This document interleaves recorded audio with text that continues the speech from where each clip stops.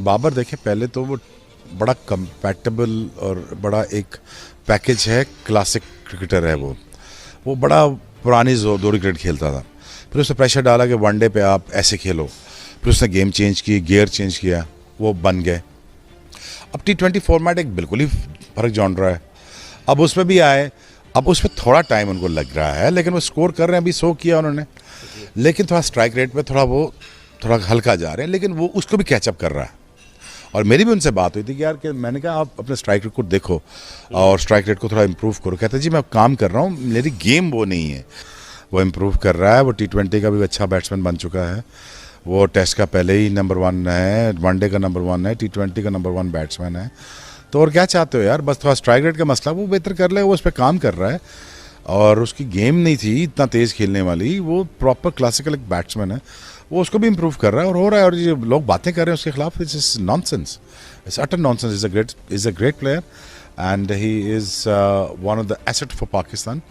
And in times to come इंशाल्लाह, अगर वो 10 साल लगातार खेलता है तो इंशाल्लाह he will come close to Virat Kohli इंशाल्लाह when it comes to the records, और वो करेगा इंशाल्लाह, मुझे पूरी उम्मीद है। शायद आपने बाबर आजम पे क्रिटिसिज्म करा था और हमने भी बात करी। पाकिस्तान में लोग थोड़ा सा बुरा मना लेते हैं, कुछ प्लेयर्स भी हैं जो डिफेंड ज़्यादा करते हैं। T20 form, no doubt exceptional player, no doubt records बहुत अच्छे हैं, नो डाउट रैंकिंग्स में बहुत ऊपर हैं, बट अल्टीमेटली जब डिलीवर करने की बात आती है, आपने अपने मुल्क को ट्रॉफी जितानी है, तो बार बार ये देख रहे हैं कि स्ट्राइक रेट का मसला पावर प्ले में जो है वो बार बार आ रहा है। तो उस हवाले से क्या बोलेंगे कि T20, क्योंकि आपके पास और प्लेयर हैं, फकर Zaman, Azam Khan, you have depth. बिल्कुल सही कह रहे हैं आप। मैंने आज तक कभी भी बाबर, क्योंकि वो छोटे भाइयों की तरह है, मेरा जूनियर है, मेरा आज तक कभी क्रिटिसिज्म किया ही नहीं है बाबर पे। हाँ, जो सही बात है वो मैं चाहता हूँ कि बाबर आजम माशाल्लाह से वैसी नंबर 1 बैट्समैन है, लेकिन T20 के अंदर आपको स्ट्राइक रेट बेहतर करना पड़ता है।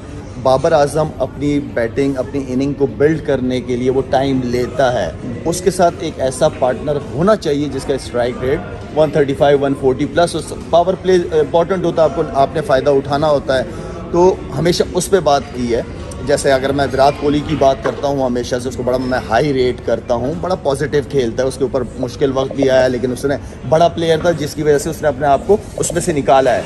तो स्ट्राइक रेट बड़ा मैटर करता है, और स्पेशली इन T20 फॉर्मेट के अंदर आपको स्टार्ट लेना होता है। लेकिन हमारे पास अब PSL से ऐसे नज़र आ रहे हैं लड़के कि जो ऊपर के नंबरों पे बाबर के साथ मिलकर इनिंग को build as a good partnership कर सकते हैं। बहुत सारे लोग ये भी चाह रहे थे कि बाबर आजम स्कोर करे, और बाबर आजम ने एक लाजवाब इनिंग्स खेली, फ्लो थी, कट शॉट्स, ड्राइव्स, फ्लिक, पुल शॉट्स, और पता यही चलता है कि ऐसे प्लेयर के होने से स्टेबिलिटी, पावर हाउस परफॉर्मेंस, तो सब चीजें आज क्लिक की हैं। क्योंकि वो एक दफा जब इत्तेहाद हो जाता है ना, एक दफा फोकस जो है वो काम पे चला जाता है, तो फिर नो स्टॉपिंग देम वाला एक सिनेरियो क्रिएट हो जाता है। दोस्तों, बाबर आजम ने जो तबाही फेरी है न सिर्फ पाकिस्तान के अंदर बल्कि इंडिया के अंदर भी इस वक्त बाबर आजम की तारीफ़ें हो रही है। और बाबर आजम ने ऐसी सेंचुरी बनाई है मेरे ख्याल में जो इस सेंचुरी की बाबर आजम को बहुत बहुत ज़्यादा ज़रूरत थी, क्योंकि बाबर आजम के बारे में कई बातें हो रही थी कि ये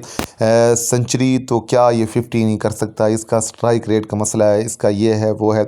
यानी जो भी बाबर आजम के मुखालिफ थे वो बाबर आजम के पीछे लगे हुए थे। बाबर आजम चाहे वो 70 रन बनाता तो कहते इसका स्ट्राइक रेट अच्छा नहीं था, 87 रन बनाता तो कहते स्ट्राइक रेट अच्छा नहीं था, अगर 50 बनाता तो कहते इसका स्ट्राइक रेट अच्छा नहीं है, अगर 20 पे आउट होता तो फिर कहते कि ये तो जो है ना स्कोर भी, रन भी नहीं बना रहा। यानी इतना मुखालफत हो चुकी थी बाबर आजम की कि पाकिस्तान के अंदर ख़ास तौर पर आप मत ही पूछें तो बेहतर है। और जब बाबर आजम ने देखा कि अब अच्छा, मैं आपको एक और बात बताऊं, और बात यह है कि इससे पहले बाबर आजम को जो खेलने का अंदाज़ था वो पाकिस्तान क्रिकेट जो हेड कोच है पाकिस्तान क्रिकेट टीम ने जिसको बनाया महक हसन, या इसके अलावा पहले जो हेड कोच बने उन्होंने बाबर आजम को ज़्यादा तंग किया था कि आप जो है ना बैटिंग का स्टाइल तब्दील करें, आपकी ये जो है ना खामियाँ आ रही हैं, ये खामियाँ आ रही हैं बैटिंग के अंदर।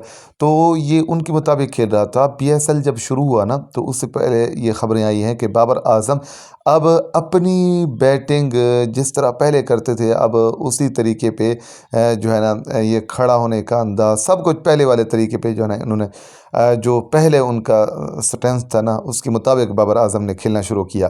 तो मेरे ख़्याल में ये भी वजह हो सकती है कि बाबर आज़म जो है इस PSL के अंदर अच्छी परफॉर्मेंस दे रहा है। पहले नंबर पर मेंडिस है, कुशल मेंडिस, जिसने जो है ना जो श्रीलंका का है उसने अच्छी परफॉर्मेंस दिया, उसके रन ज़्यादा हैं। और दूसरे नंबर पर बाबर आज़म है जिसके रन ज़्यादा है। मेरे ख़्याल में एक ही मैच के अंदर अगर कुशल मेंडिस फेल हुआ तो बाबर आज़म उससे आगे चला जाएगा। तो ये बाबर आज़म के लिए अच्छा साइन होगा कि काफ़ी सालों बाद बाबर आज़म पहले नंबर पर आ रहा है, वो भी PSL के मैचेस के अंदर।